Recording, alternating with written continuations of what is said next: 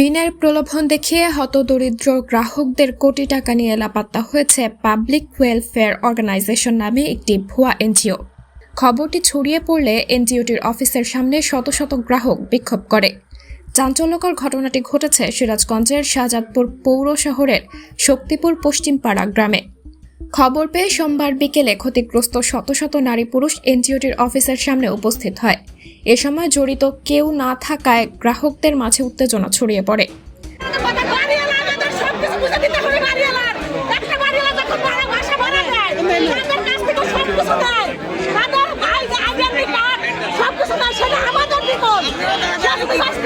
চেকের পাতায় মেরে গেছি, পরে এখন বাস বাইতে এসে শুনি যে সে পালাইছে।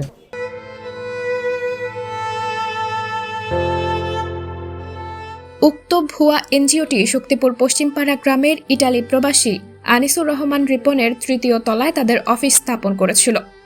তাদের দুজনের নাম মিজান ও ইসমাইল বলে জানা গেছে।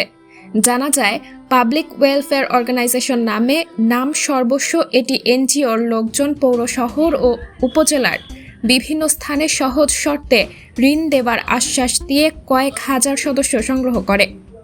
ঋণের বিপরীতে লাখ প্রতি 10,000 টাকা সঞ্চয় সংগ্রহ করতে থাকে। ভুক্তভোগীরা অভিযোগ করে বলেন, প্রত্যেককে 2 লাখ টাকা ঋণ দেওয়ার কথা বলে 20,000 টাকা সংগ্রহ করেছে। সোমবার বিকেলে কিছু গ্রাহককে ঋণ প্রদানের কথা ছিল। সে অনুযায়ী বিকালে গ্রাহকরা ঋণ গ্রহণের জন্য অফিসে এসে অফিস তালাবদ্ধ দেখতে পায়। পরে তাদের প্রদানকৃত মোবাইল নাম্বারে যোগাযোগ করে বন্ধ পাওয়া যায়। খবরটি ছড়িয়ে পড়লে আশেপাশের এলাকার গ্রাহকেরা এসে বিক্ষোভ করে ও অফিস ভাঙচুর চালায়। পরে শাহজাদপুর থানার উপপরিদর্শক মোহাম্মদ ইমদাদের নেতৃত্বে পুলিশের একটি দল ঘটনাস্থলে উপস্থিত হয়।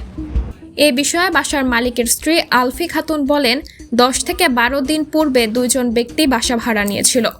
তাদের সাথে এগ্রিমেন্ট ও আইডি কার্ড চাইলে ঊর্ধ্বতন কর্তৃপক্ষ মঙ্গলবার এসে সবকিছু করবে বলে জানিয়েছিল।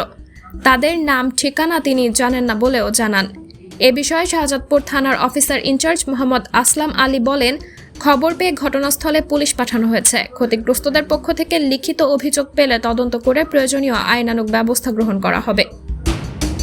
সাবরিনা জলিল, সবার কথা।